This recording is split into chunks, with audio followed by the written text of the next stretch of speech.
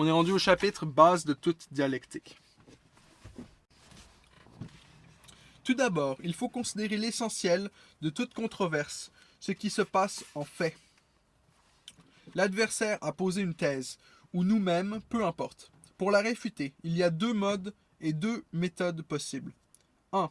Les modes A ad rem, B ad hominem, ou ex concessis, c'est-à-dire que nous démontrons soit que cette thèse n'est pas en accord avec la nature des choses, la vérité objective absolue, soit qu'elle contredit d'autres affirmations ou concessions de l'adversaire, c'est-à-dire la vérité subjective relative. Dans le dernier cas, il ne s'agit que d'une preuve relative, qui n'a rien à voir avec la vérité objective. 2. Les méthodes. Réfutation directe, indirecte. La réfutation directe attaque la thèse dans ses fondements. L'indirect dans ses conséquences. La directe démontre que la thèse n'est pas vraie. L'indirect qu'elle ne peut pas être vraie. 1. En cas de réfutation directe, nous pouvons faire deux choses. Soit nous démontrons que les fondements de son affirmation sont faux, nego majorem minorem. Soit nous admettons les fondements, mais nous démontrons que l'affirmation ne peut en résulter, nego consequentiam. Nous attaquons donc la conséquence, la forme de la conclusion. En cas de réfutation indirecte, nous utilisons soit la controverse, soit l'instance. La conversion. Nous admettons la vérité de sa proposition et nous démontrons alors ce qui en résulte. La conversion, nous admettons la vérité de sa proposition et nous démontrons alors ce qui en résulte quand, en relation avec une proposition quelconque reconnue comme vraie, nous l'utilisons comme prémisse d'une conclusion, et qu'apparaît alors une conclusion manifestement fausse, puisqu'elle contredit soit la nature des choses. Si elle contredit une vérité tout à fait incontestable, nous avons confondu l'adversaire ad absurdum. Soit les autres affirmations de l'adversaire lui-même, donc se révèlent fausses, ad rem ou ad hominem, Socrate dans l'Hippias majeur et autres textes. Par conséquent, la thèse aussi était fausse, car de prémices vraies ne peuvent être déduites que des propositions justes, bien que celles déduites de fausses prémices ne soient pas toujours fausses. L'instance, exemplum in contrarium, réfutation de la proposition générale par la démonstration directe de cas isolés compris dans ses propos, mais auxquels elle ne s'applique pas, si bien qu'elle-même ne peut qu'être fausse. Cela est l'ossature générale, le squelette de toute controverse. Nous avons donc son ostéologie. Car c'est là, au fond, à quoi se ramène toute controverse.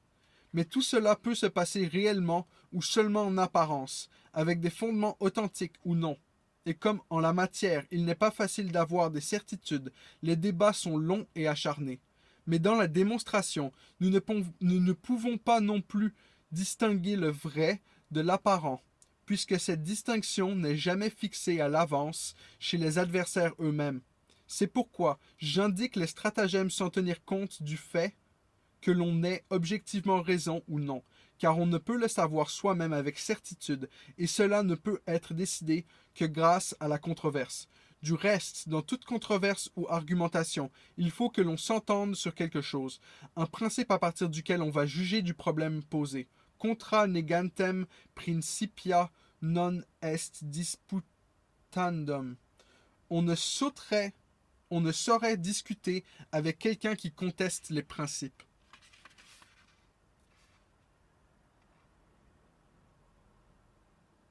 Stratagème 1. L'extension.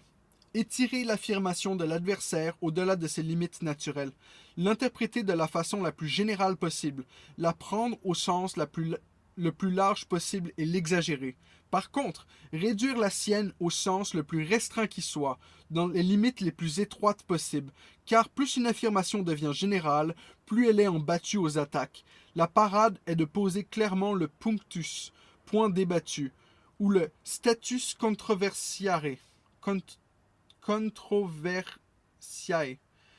manière dont se présente la controverse. Exemple 1. J'ai dit, les Anglais sont la première nation en art dramatique.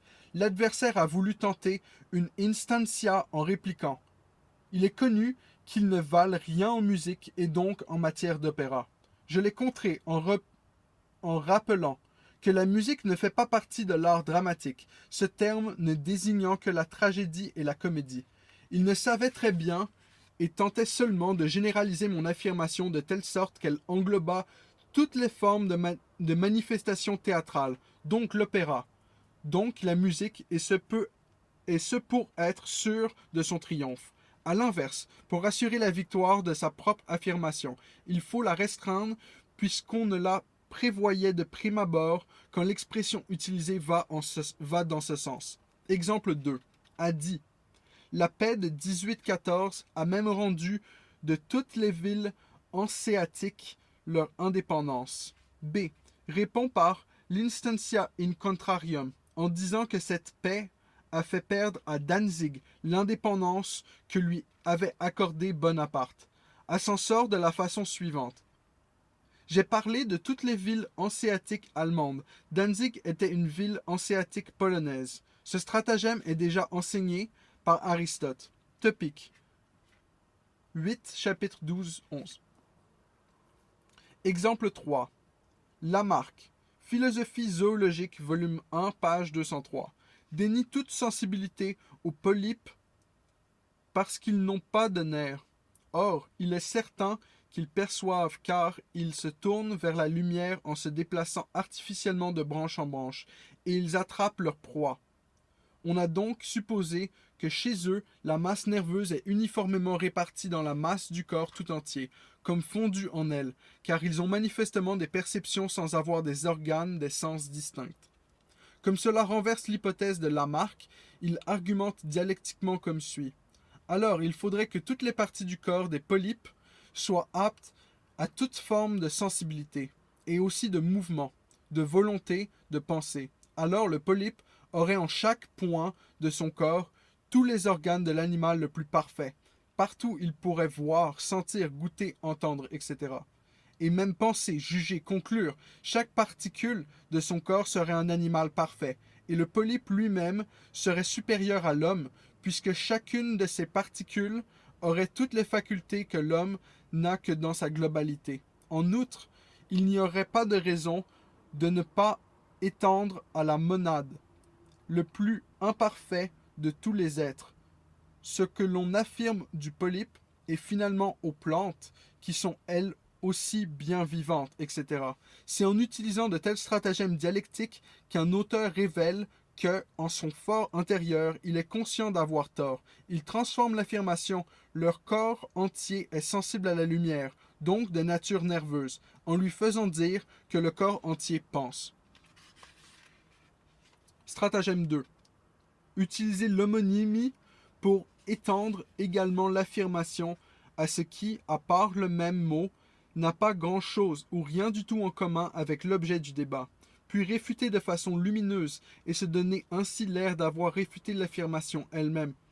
Remarque, on appelle synonyme deux mots désignant le même concept. Homonyme, deux concepts désignés par le même mot. Voir Aristote, topic 1, chapitre 13.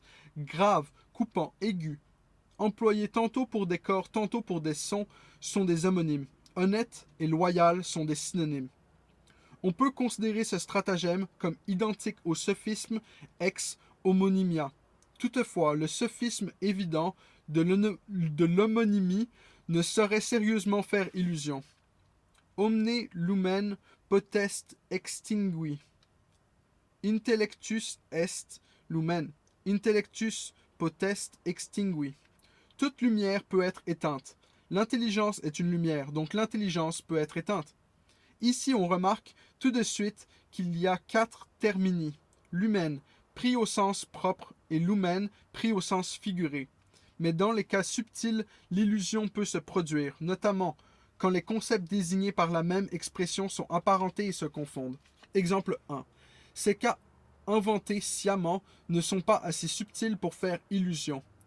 Il faut donc en collecter dans sa propre expérience. Il serait bon de pouvoir donner à chaque stratagème un nom bref et adéquat grâce auquel on pourrait instantanément rejeter, le cas échéant, l'emploi de tel ou tel stratagème.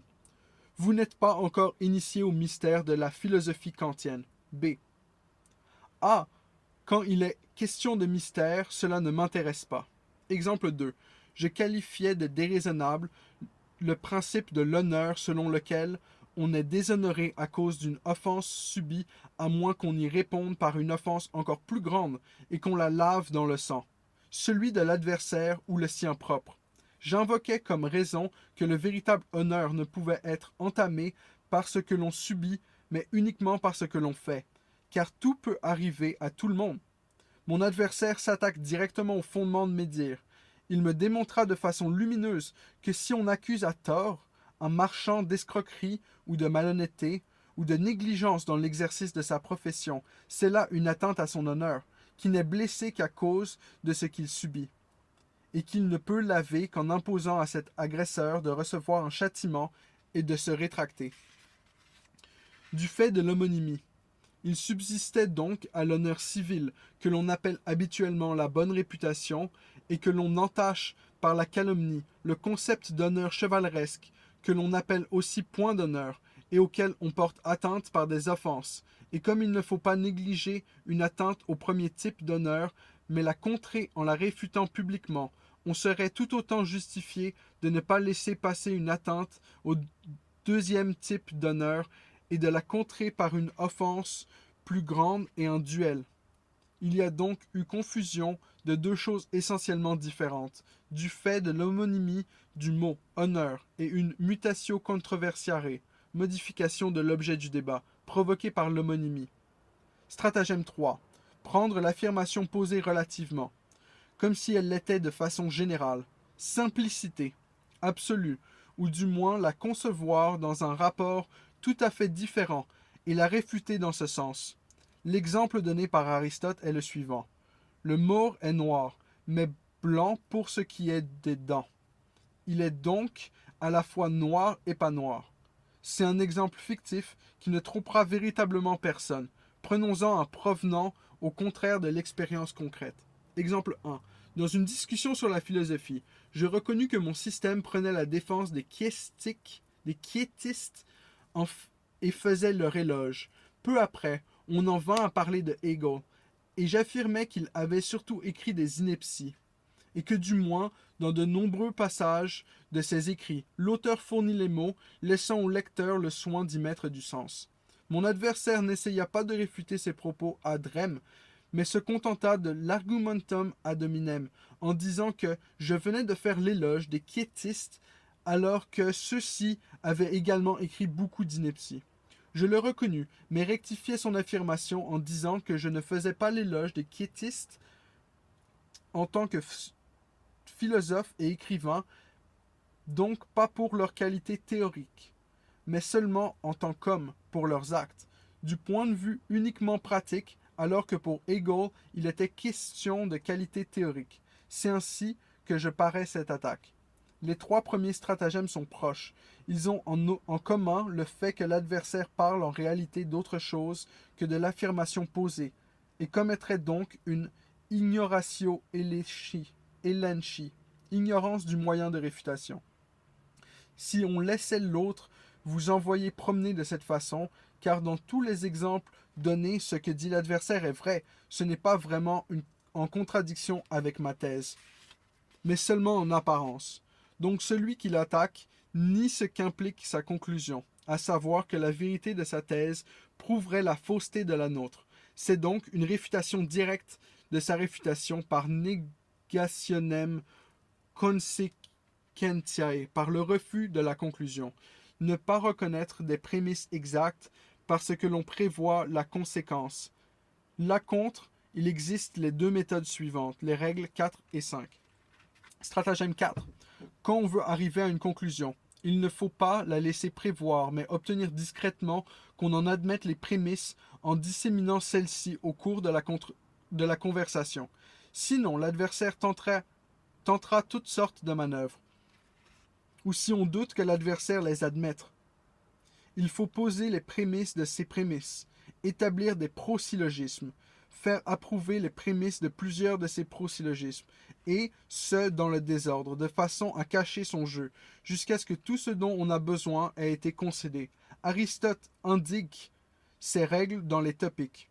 8, chapitre 1er. Il n'est pas besoin de donner des exemples. Stratagème 5. Pour prouver sa thèse, on peut aussi utiliser de fausses prémices. Et cela quand l'adversaire ne concéderait pas les vrais. Soit parce qu'il n'en reconnaît pas la vérité, soit parce qu'il se rend compte que la thèse en résulterait automatiquement. Il faut prendre alors des propositions qui sont fausses en soi mais vraies, ad hominem, et argumenter à partir du mode de pensée de l'adversaire ex concessis, car le vrai peut aussi résulter de fausses prémices, alors que le faux ne peut jamais découler de vraies prémices. C'est ainsi que l'on peut réfuter des propositions fausses de l'adversaire au moyen d'autres propositions fausses, qu'il considère toutefois comme vraies. Car c'est à lui que l'on a affaire et il faut utiliser son mode de pensée. Par exemple, s'il est adepte d'une secte quelconque que nous n'approuvons pas, nous pouvons utiliser contre lui les préceptes de cette secte en tant que principia. Aristote Topic 8, chapitre 9. Stratagème 6. On fait une petitio principii camouflée en postulant que ce que l'on n'aurait approuvé, soit 1.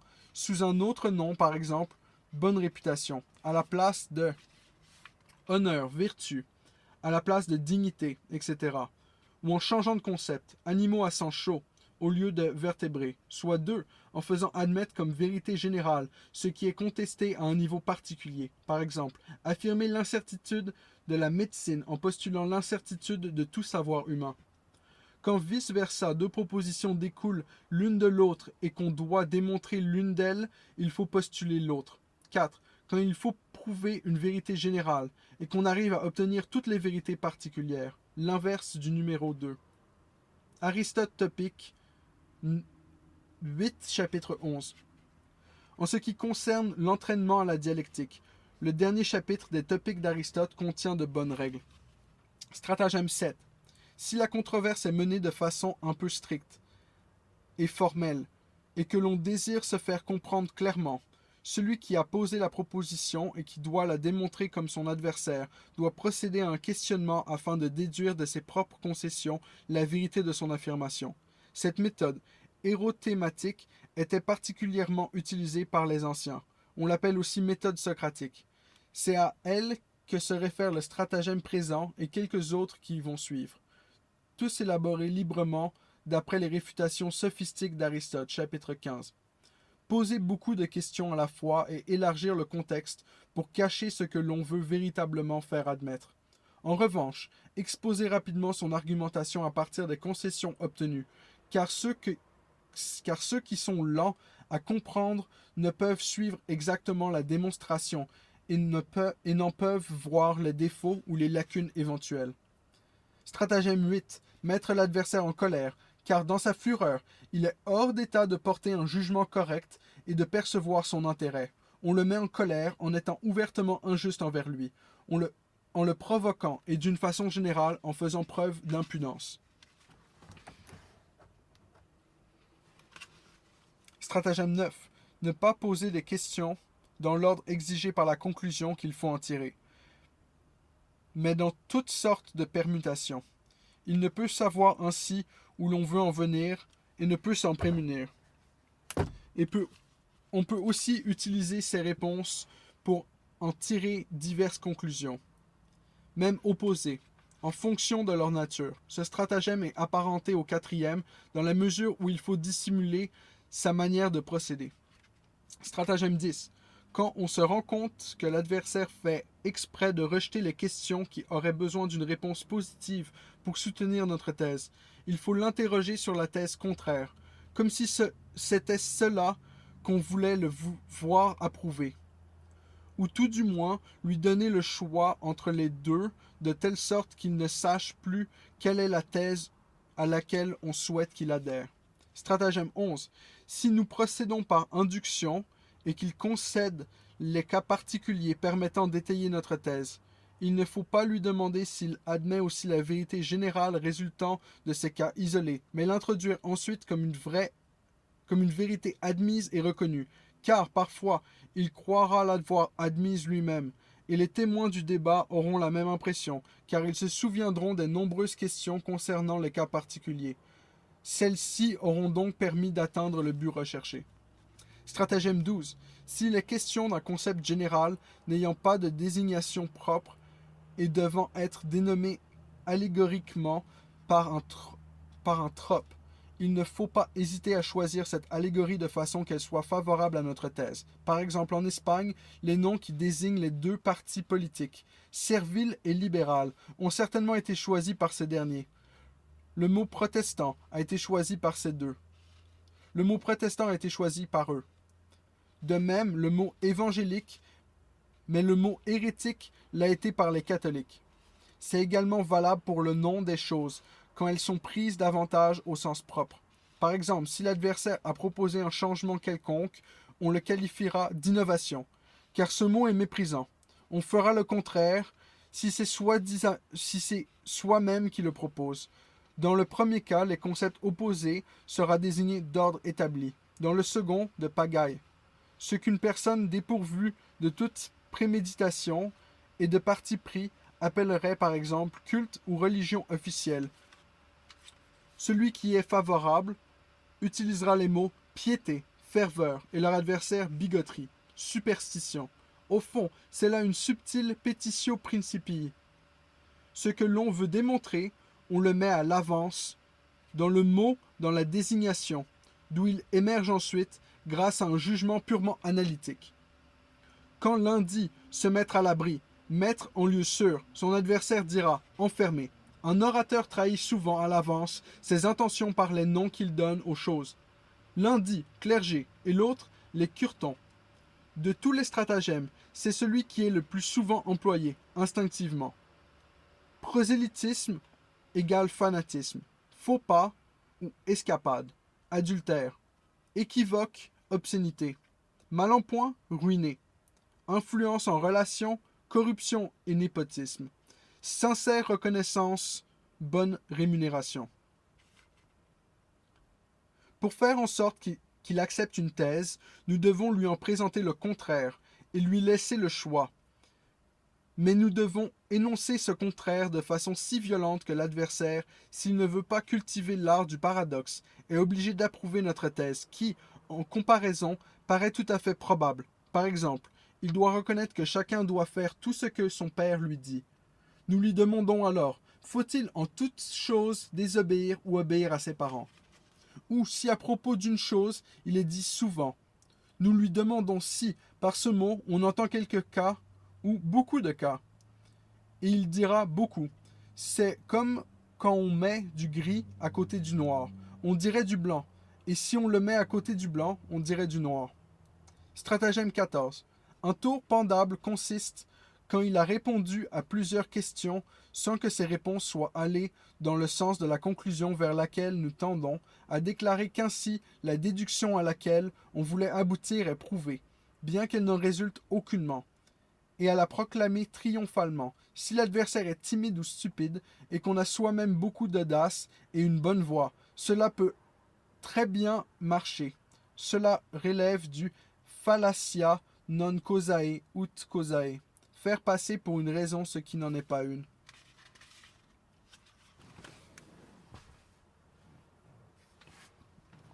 Stratagème 15. Si nous avons posé une thèse paradoxale et que nous avons du mal à démontrer, il faut présenter à l'adversaire n'importe quelle proposition exacte, mais d'une exactitude pas... Si nous avons posé une thèse paradoxale que nous avons du mal à démontrer, il faut présenter à l'adversaire n'importe quelle proposition exacte, mais d'une exactitude pas tout à fait évidente, afin qu'il l'accepte ou la rejette, comme si c'était de là que nous voulions tirer notre démonstration. S'il la rejette par méfiance, nous le confondons ad absurdum et triomphons. Mais s'il l'accepte, c'est que nous avons tenu des propositions raisonnables et que nous pouvons voir venir la suite. Ou bien nous ajoutons le stratagème précédent et affirmons alors que notre paradoxe est démontré. Il faut pour cela être d'une extrême impudence, mais il y a des gens qui pratiquent tout cela de façon instinctive. Stratagème 16. Argumenta ad hominem ou ex concessis. Quand l'adversaire fait une affirmation, nous devons chercher à savoir si elle n'est pas d'une certaine façon, et ne serait-ce qu'en apparence, en contradiction avec quelque chose qu'il a dit ou admis auparavant, ou avec les principes d'une école ou d'une secte dont il a fait l'éloge, ou avec les actes des adeptes de cette secte, qu'ils soient sincères ou non, ou avec ses propres faits et gestes.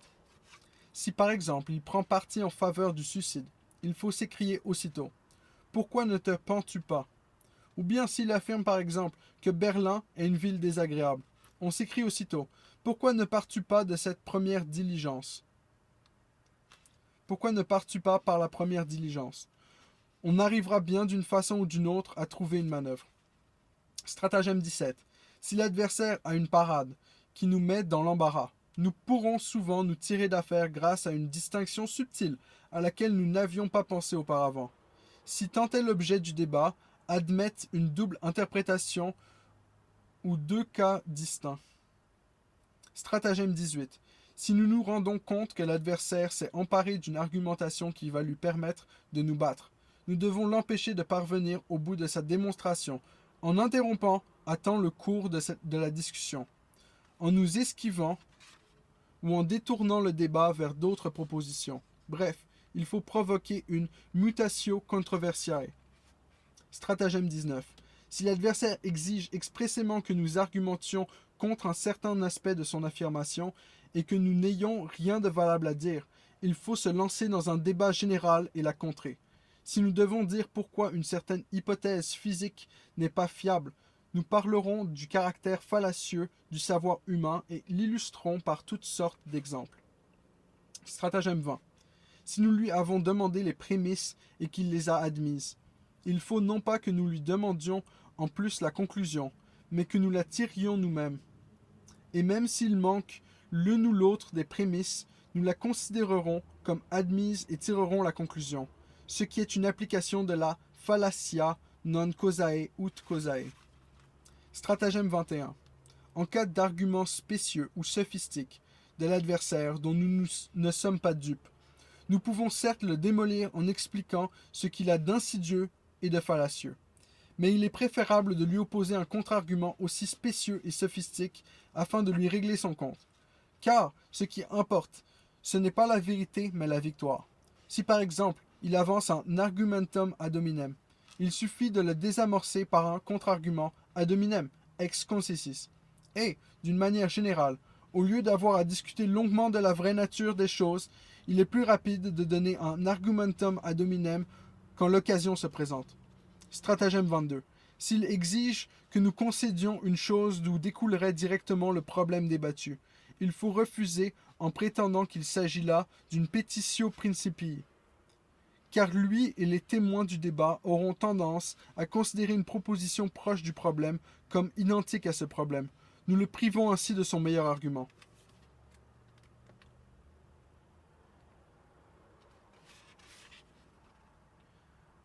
La contradiction et la querelle incitent à exagérer son affirmation. En le contredisant, nous pouvons donc pousser l'adversaire à tirer une affirmation éventuellement exacte dans les limites requises au-delà de la vérité. Et une fois que nous avons réfuté cette exagération, il semble également que nous ayons réfuté sa thèse originelle. À l'inverse, nous devons nous garder de nous laisser entraîner par la contradiction à exagérer ou à élargir le champ de notre thèse. Souvent aussi, l'adversaire lui-même essaiera directement de faire reculer ces limites que nous avions fixées. Il faut immédiatement y mettre un terme et le ramener aux limites de notre affirmation en disant « Voilà ce que j'ai dit et rien de plus ». Stratagème 24. L'art de tirer des conséquences. On force la thèse de l'adversaire en tirant de fausses conclusions et en déformant les concepts pour en faire sortir des propositions qui ne s'y trouvent pas et qui ne reflètent pas du tout l'opinion de l'adversaire, car elles sont au contraire absurdes ou dangereuses. Comme il semble que de sa thèse découlent des propositions qui soit se contredisent elles-mêmes, soit contredisent des vérités reconnues. Ce stratagème passe pour une réfutation indirecte ou apagogue, et c'est encore une application de la fallacia non causae ut causae. Stratagème 25. Il concerne l'apagogue au moyen d'une instance exemplum in contrarium. Induction. L'induction requiert un grand nombre de cas pour poser sa thèse générale. N'a besoin que de poser un seul cas en contradiction avec la proposition pour que celle-ci soit renversée. Un tel cas s'appelle une instance. Exemplum in contrarium instantia. Par exemple, la thèse « Tous les ruminants ont des cornes » est réfutée par l'instance unique des chameaux. L'instance est un cas d'application de la vérité générale, quelque chose à subsumer sous ce concept général, mais qui ne concerne pas cette vérité et qui la renverse complètement. Cependant, des choses peuvent être trompeuses. Il faut donc veiller au point suivant, quand l'adversaire recourt à des instances. 1. L'exemple est-il vraiment exact? Il y a des problèmes dont la seule solution véritable est que le cas posé est inexact. Par exemple, de nombreux miracles, des histoires de fantômes, etc. 2. Relève-t-il vraiment du concept de la vérité posée? Ce n'est souvent le cas qu'en apparence, et la question ne peut être résolue qu'en faisant une nette distinction. 3. Est-il vraiment en contradiction avec la vérité posée? Cela aussi n'est souvent qu'une apparence. Stratagème 26. Une technique brillante est la retorsio argumentis. Quand l'argument qu'il veut utiliser à ses fins peut être encore meilleur si on le retourne contre lui. Par exemple, il dit « c'est un enfant, il faut être indulgent avec lui ». Rétorsion. C'est justement parce que c'est un enfant qu'il faut le châtier pour qu'il ne s'encroute pas dans ses mauvaises habitudes. Stratagème 27. Si un argument met inopinément l'adversaire en colère, il faut s'efforcer de pousser cet argument encore plus loin. Non seulement parce qu'il est bon de le mettre en colère, mais parce qu'on peut supposer que l'on a touché le point faible de son raisonnement et qu'on peut sans doute l'attaquer encore davantage sur ce point qu'on ne l'avait vu d'abord. Stratagème 28. Ce stratagème est surtout utilisable quand des savants se disputent devant des auditeurs ignorants. Quand on n'a pas d'argumentum ad rem, et même pas d'argument ad hominem, il faut en avancer un ad auditores, c'est-à-dire une objection non valable, mais dont seul le spécialiste reconnaît le manque de validité. Celui qui est le spécialiste, c'est l'adversaire, pas les auditeurs. À leurs yeux, c'est donc lui qui est battu, surtout si l'objection fait apparaître son affirmation sous un jour ridicule. Les gens sont toujours prêts à rire, et on a alors les rieurs de son côté. Pour démontrer la nullité de l'objection, il faudrait que l'adversaire fasse une longue démonstration et remonte aux principes scientifiques ou à d'autres faits, et il lui sera difficile de se faire entendre. Exemple, l'adversaire dit, au cours de la formation des montagnes primitives, la masse à partir de laquelle le granit et tout le reste de ces montagnes s'est cristallisé était liquide à cause de la chaleur, donc fondu. La chaleur devait être environ 200 degrés Celsius. Réaumur et la masse s'est cristallisée au-dessous de la surface de la mer qui la recouvrait. Nous avançons l'argumentum ad auditores en disant qu'à cette température, à même bien avant vers 80 degrés, la mer se serait mise depuis longtemps à bouillir et se serait évaporée dans l'atmosphère. Les auditeurs éclatent de rire. Pour nous battre, il lui faudrait démontrer que le point d'ébullition ne dépend pas seulement du degré de température, mais tout autant de la pression de l'atmosphère, et que celle-ci, dès que par exemple la moitié de la mer serait transformée en vapeur d'eau, aurait tellement augmenté qu'il n'y aurait pas d'ébullition même à 200 degrés Celsius. Réaumur. Mais il ne le fera pas car, avec des non-physiciens, il y faudrait une véritable conférence. Stratagème 29. Si on se rend compte que l'on va être battu, il faut faire une diversion, c'est-à-dire qu'on se met tout d'un coup à parler de toute autre chose, comme si cela faisait partie du sujet débattu, et était un argument contre l'adversaire. Cela se fait avec discrétion si la diversion a quelque rapport avec le thema questionis, avec impudence si elle ne concerne que l'adversaire et n'a rien à voir avec l'objet du débat. Par exemple, je trouvais remarquable qu'en Chine, il n'y ait pas de noblesse de sang et que les charges n'y soient accordées qu'après que l'on eut passé des examens. Mon adversaire affirmait que l'érudition ne rendait pas plus apte à assumer une charge que les privilèges de la naissance dont il faisait grand cas. Les choses prenaient un tour fâcheux pour lui. Aussitôt, il fit une diversion en disant qu'en Chine, toutes les classes sociales peuvent subir la bastonnade, ce qu'il mit en rapport avec la forte consommation de thé, et il se mit à reprocher ces deux choses aux Chinois. Si l'on s'était mis à répondre à tout cela, on se serait laissé détourner et arracher des mains une victoire déjà acquise. La diversion est impudente quand elle abandonne complètement l'objet du débat et commence par exemple ainsi. Oui, et justement, vous prétendiez récemment que, etc. Car alors, elle s'inscrit d'une certaine façon dans ces attaques personnelles, dont il sera question dans le dernier stratagème. À strictement parler, elle constitue un stade intermédiaire entre l'argumentum ad personam, exposé dans ce chapitre, et l'argumentum ad hominem. Toute dispute entre des gens du commun montre à quel point ce stratagème est quasi instinctif. En effet, quand l'un fait des reproches personnels à l'autre, celui-ci ne répond pas en les réfutant, mais en faisant à son tour des griefs personnels à son adversaire, laissant de côté ceux qu'on lui a fait et semblant donc reconnaître leur bien fondé. Il se comporte comme Scipion, qui attaqua les Carthaginois, non pas en Italie mais en Afrique. À la guerre, une telle diversion peut fonctionner.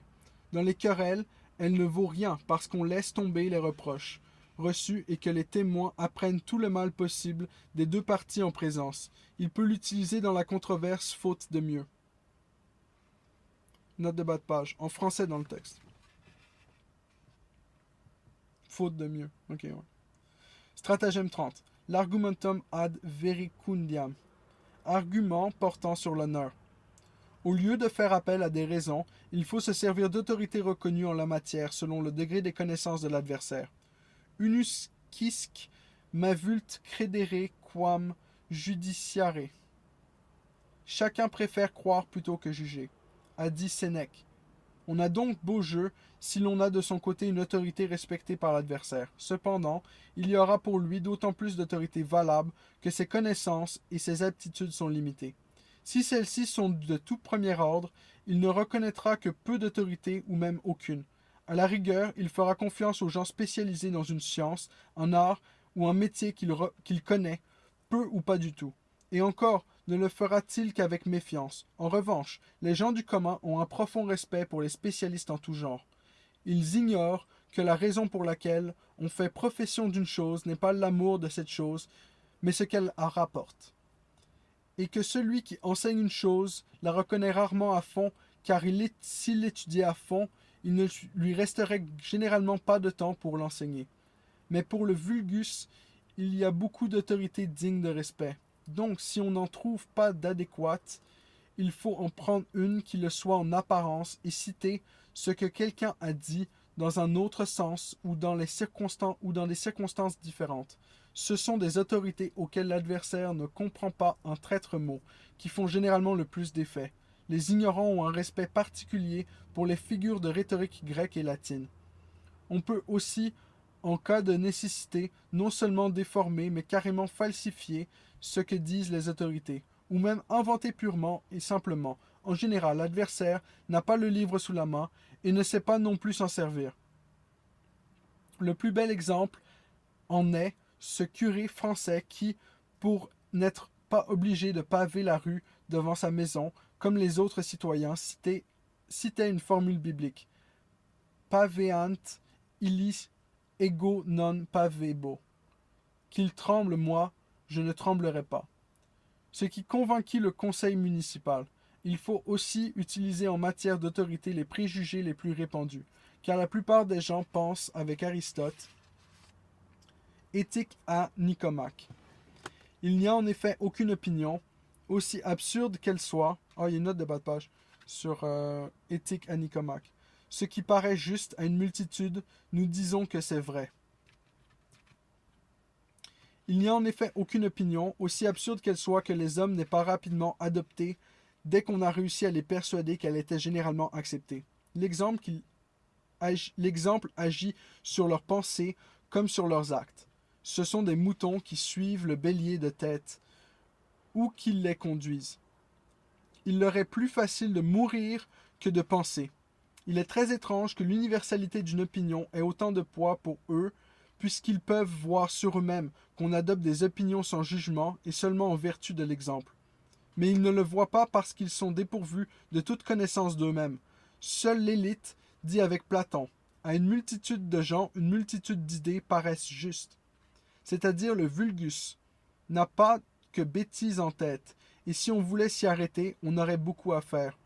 Si on parle sérieusement, le caractère universel d'une opinion n'est ni une preuve, ni même un critère de probabilité de son exactitude. Ceux qui le prétendent doivent admettre 1. Que l'éloignement dans le temps prive ce caractère universel de sa puissance démonstrative. Sinon, il faudrait qu'il ressuscite toutes les anciennes erreurs ayant fait autrefois communément figure de vérité, par exemple le système de Ptolémée, ou qu'il rétablisse le catholicisme dans tous les pays protestants. 2. Que l'éloignement dans l'espace agit de même. Sinon, on met dans l'embarras l'universalité de l'opinion chez les adeptes du bouddhisme, du christianisme et de l'islam. D'après Bentham, Tactique des assemblées législatives, volume 2, page 76. Ce que l'on appelle l'opinion commune est, à y bien regarder, l'opinion de 2 ou 3 personnes. Et nous pourrions nous en convaincre si seulement nous observions comment naît une telle opinion. Nous verrions alors que ce sont d'abord 2 ou 3 personnes qui l'ont admise ou avancée et affirmée, et qu'on a eu la bienveillance de croire qu'elles l'avaient examinée à fond, préjugeant de la compétence suffisante de celle-ci. Quelques autres se sont mises également à adopter cette opinion. À leur tour, un grand nombre de personnes se sont fiées à ces dernières, leur paresse les incitant à croire d'emblée les choses plutôt que de se donner le mal de les examiner. Ainsi s'est accru de jour en jour le nombre de ces adeptes paresseux et crédules. Car une fois que l'opinion eut pour elle un bon nombre de voix, les suivants ont pensé qu'elle n'avait pu les obtenir que grâce à la justesse de ses fondements. Les autres furent alors contraints de reconnaître ce qui était communément admis pour ne pas être considérés comme des esprits inquiets s'insurgeant contre des opinions universellement admises et comme des impertinences se croyant plus malins que tout le monde. Adhérer devint alors un devoir. Désormais, le petit nombre de ceux qui sont capables de juger est obligé de se taire, et ceux qui ont le droit de parler sont ceux qui sont absolument incapables de se forger une opinion et un jugement à eux, et qui ne sont donc que l'écho des opinions d'autrui. Ils en sont cependant des défenseurs d'autant plus ardents et plus intolérants, car ce qu'ils détestent chez celui qui pense autrement, ce n'est pas tant l'opinion différente qu'ils prônent que l'outrecuidance qu'il y a vouloir juger par soi-même, ce qu'ils se font bien sûr jamais eux-mêmes, ce qu'ils ne font bien sûr jamais eux-mêmes, et dont ils ont conscience dans leur fort intérieur. Bref, très peu de gens savent réfléchir, mais tous veulent avoir des opinions. Que leur reste-t-il d'autre que de les adopter telles que les autres leur proposent au lieu de les forger eux-mêmes? Puisqu'il en est ainsi, que vaut l'opinion de 100 millions d'hommes? Autant que, par exemple, un fait historique attesté par 100 historiens quand on prouve ensuite qu'ils ont tous copié les uns sur les autres et qu'il apparaît ainsi que tout repose sur les dires d'une seule personne, d'après Bell, Pensée sur la comète, volume 1, page 10. Dico ergo, tu dicis sed denic, dixit et ille, dictat post stoties, nil nisi dicta vides. Je le dis, tu le dis, mais lui aussi l'a dit. Après que cela a été dit tant de fois, on ne voit rien que des dires. Néanmoins, on peut, quand on se querelle avec des gens du commun, utiliser l'opinion universelle comme autorité. D'une manière générale, on constatera que, quand 2 esprits ordinaires se querellent, ce sont des personnalités faisant autorité qu'ils choisissent l'un et l'autre comme armes, et dont ils se servent pour se taper dessus. Si une tête mieux faite a affaire à quelqu'un de ce genre, le mieux est qu'il accepte de recourir lui aussi à cette arme, en la choisissant en fonction des faiblesses de son adversaire, car comparée à l'arme des raisons, celle-ci est ex hypothèse, par hypothèse, Un Siegfried blindé, plongé dans les flots de l'incapacité à penser et à juger. Au tribunal, on ne se bat en fait que par autorité interposée, à savoir l'autorité bien établie des lois. La tâche du pouvoir judiciaire est de découvrir la loi, c'est-à-dire l'autorité applicable dans le cas en question. Mais la dialectique a suffisamment de champ d'action, car, si c'est nécessaire, le cas traité et une loi, qui ne vont en réalité pas ensemble, peuvent être déformés jusqu'à ce que l'on les juge concordants ou l'inverse. Stratagème 31. Si on ne sait pas quoi opposer aux raisons exposées par l'adversaire, il faut avec une subtile ironie se déclarer incompétent. Ce que vous dites là dépasse mes faibles facultés de compréhension. C'est peut-être tout à fait exact, mais je n'arrive pas à comprendre et je renonce à tout jugement. De cette façon, on insinue, face aux auditeurs qui vous apprécient, que ce sont des inepties. C'est ainsi qu'à la parution de la critique de la raison pure, ou plutôt dès qu'elle commença à faire sensation, de nombreux professeurs de la vieille école électique déclarèrent « Nous n'y comprenons rien », croyant par là lui avoir réglé son compte. Mais quand certains adeptes de la nouvelle école leur prouvèrent qu'ils avaient raison, et qu'ils n'y comprenaient vraiment rien, cela les mit de très mauvaise humeur. Il ne faut utiliser ce stratagème que quand on est sûr de jouir auprès des auditeurs d'une considération nettement supérieure à celle dont jouit l'adversaire. Par exemple, quand un professeur s'oppose à un étudiant. À vrai dire, cette méthode fait partie du stratagème précédent et consiste de façon très malicieuse à mettre sa propre autorité en avant au lieu de fournir des raisons valables. La contre-attaque est alors de dire « Permettez, mais vu votre grande capacité de pénétration, il doit vous être facile de comprendre. Tout cela est dû à la mauvaise qualité de mon exposé. » Et de lui ressasser tellement de choses qu'il est bien obligé, nolens volens, bon gré mal gré, de la comprendre, et qu'il devient clair qu'il n'y comprenait effectivement rien auparavant. Ainsi on a rétorqué, il voulait insinuer que nous disions des bêtises. Nous avons prouvé sa sottise. Tout cela avec la plus parfaite des politesses. Stratagème 32. Nous pouvons rapidement éliminer, ou du moins rendre suspecte une affirmation de l'adversaire opposée à la nôtre en la rangeant dans une catégorie exécrable, pour peu qu'elle s'y rattache par similitude ou même très vaguement. Par exemple, c'est du manichéisme, c'est de l'arianisme, c'est du pélagianisme, c'est de l'idéalisme, c'est du spinozisme, c'est du panthéisme, c'est du brownianisme, c'est du naturalisme, c'est de l'athéisme, c'est du rationalisme, c'est du spiritualisme, c'est du mysticisme, etc. En faisant cela, nous supposons deux choses. 1. Que l'affirmation en question est réellement identique à cette catégorie, ou au moins contenue en elle. Et nous nous écrions donc « Oh, nous sommes au courant ». Et 2. Que cette catégorie est déjà totalement réfutée et ne peut contenir un seul mot de vrai. Stratagème 33. C'est peut-être vrai en théorie, mais en pratique c'est faux. Grâce à ce sophisme, on admet les fondements tout en rejetant les conséquences, en contradiction avec la règle « a ratione ad rationatum valet consequentia », la conséquence tirée de la raison première valide le raisonnement. Cette affirmation pose une impossibilité. Ce qui est juste en théorie doit aussi l'être en pratique. Si ce n'est pas le cas, c'est qu'il y a une erreur dans la théorie, qu'on a omis quelque chose, qu'on ne l'a pas fait entrer en ligne de compte. Par conséquent, c'est également faux en théorie. Stratagème 34. Si l'adversaire ne donne pas une réponse directe à une question ou un argument, mais se dérobe au moyen d'une autre question ou d'une réponse indirecte, ou même essaie de détourner le débat, c'est là la preuve évidente que nous avons touché un point faible, parfois sans le savoir, de sa part. C'est une façon relative de se taire.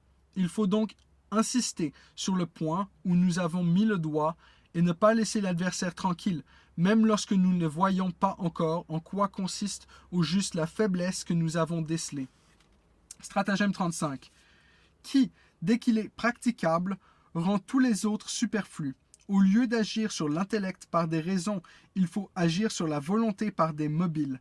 Et l'adversaire ainsi que les auditeurs, s'ils ont les mêmes intérêts que lui, seront aussitôt gagnés à notre opinion. même si celle-ci venait tout droit d'un asile de fous, car en général, une once de volonté pèse plus lourd qu'un quintal d'intelligence et de conviction. Cela ne marche, il est vrai, que dans des circonstances particulières. Si l'on peut faire sentir à l'adversaire que son opinion, si elle était valable, causerait un tort considérable à ses intérêts, il la laissera tomber aussi vite qu'un fer rouge dont il se serait imprudemment emparé. Par exemple, un ecclésiastique soutient un dogme philosophique. Il faut lui faire remarquer que celui-ci est en contradiction directe avec un dogme fondamental de son Église, et il le laissera tomber. Un propriétaire terrien prétend qu'en Angleterre, le machinisme est remarquable, puisqu'une machine à vapeur fait le travail de plusieurs ouvriers. Il faut lui faire comprendre que bientôt les voitures, elles aussi, seront tirées par des machines à vapeur, ce qui fera beaucoup baisser le prix des nombreux chevaux de son haras. Et on verra bien, dans de tels cas, le sentiment de chacun obéit à la maxime quam temere in nosmet legem sensimus iniquam. Quelle témérité à proclamer une loi qui se retourne contre nous. Même chose si les auditeurs font partie de la même secte que nous, de la même corporation, du même corps de métier, du même club, etc. Mais pas l'adversaire. Sa thèse aura beau être juste, dès que nous laisserons moindrement entendre qu'elle va à l'encontre des intérêts de ladite corporation, etc.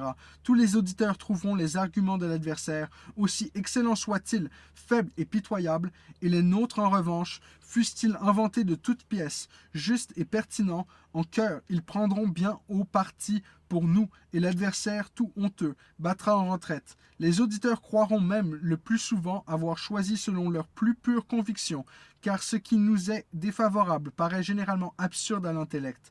Intellectus luminis sici non est, etc.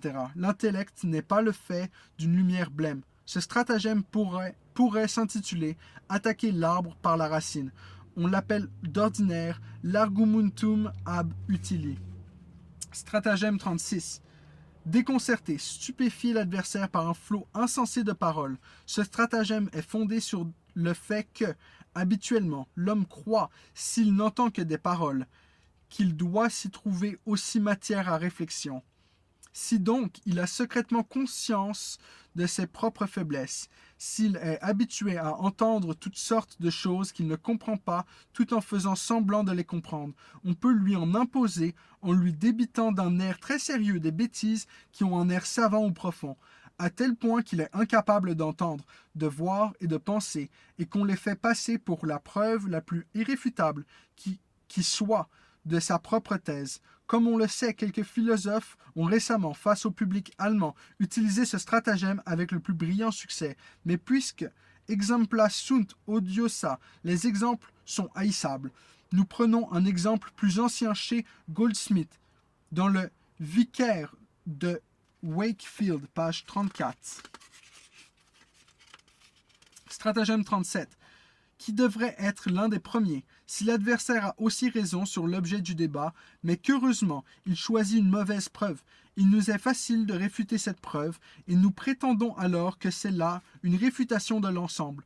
Au fond, cela revient à faire passer un argumentum ad hominem pour un argumentum ad rem, si aucune preuve plus exacte ne lui vient à l'esprit ou à celui de ses assistants. Nous avons gagné. Par exemple, si quelqu'un, pour prouver l'existence de Dieu, avance la preuve ontologique qui est parfaitement réfutable, c'est le moyen par lequel de mauvais avocats perdent une juste cause. Ils veulent la justifier par une loi qui n'est pas adéquate, et la loi adéquate ne leur vient pas à l'esprit.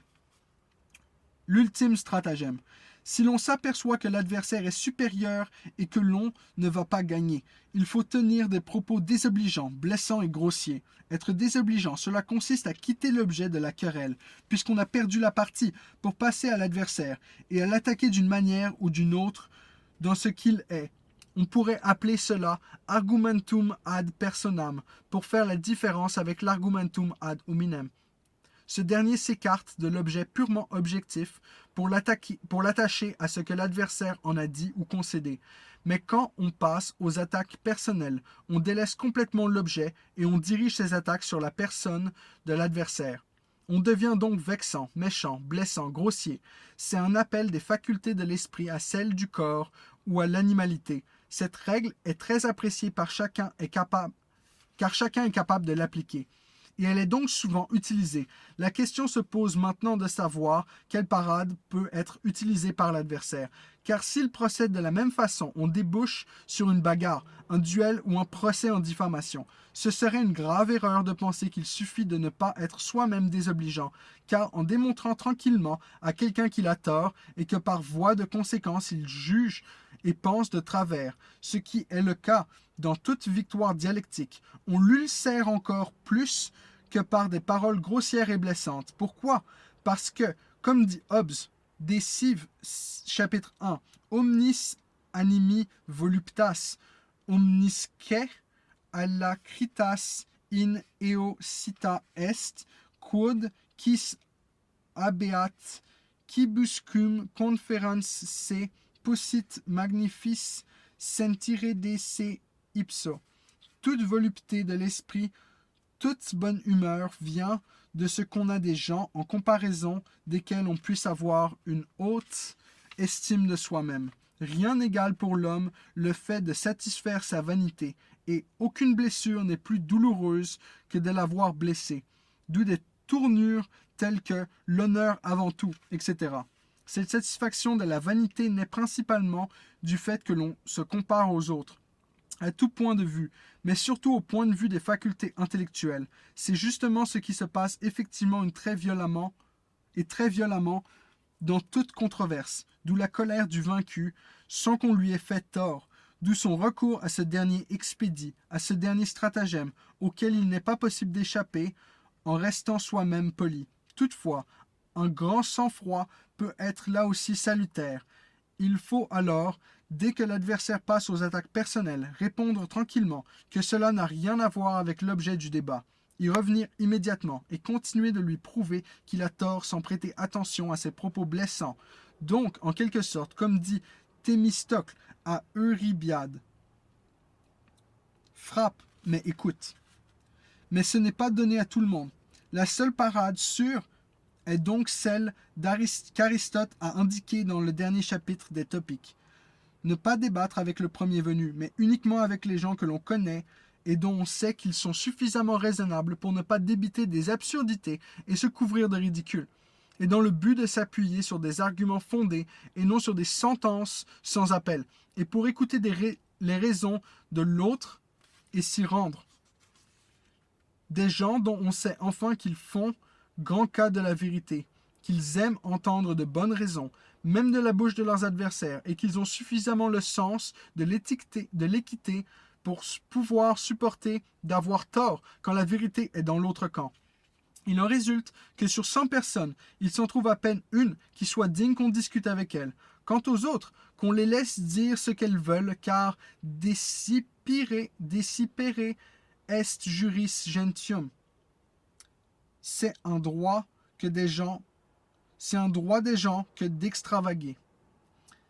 Et que l'on songe aux paroles de Voltaire, la paix vaut encore mieux que la vérité.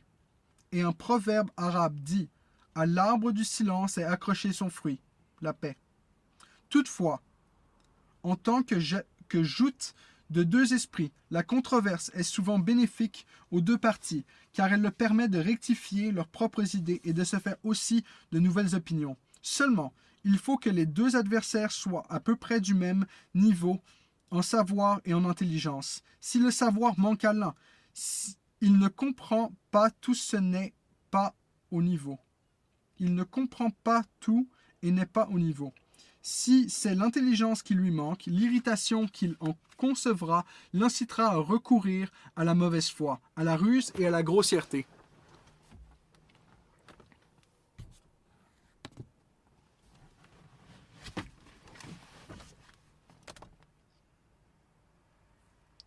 Ah, j'ai... Ah, ok. Bon, ben le live stream est dead. Je vais juste finir la page dans le fond.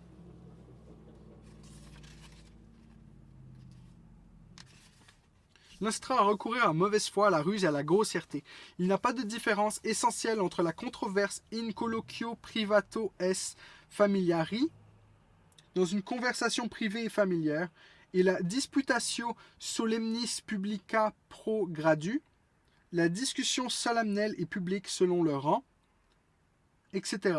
Si ce n'est que dans le deuxième cas, il est exigé que le respondens, celui qui répond, ait toujours raison contre l'opponens, celui qui s'oppose. Ce qui explique qu'en cas de nécessité, la praeses, le président de séance, doivent lui prêter main forte, ou encore, dans le deuxième cas, les arguments sont plus formels et on aime les revêtir de la forme stricte d'une conclusion.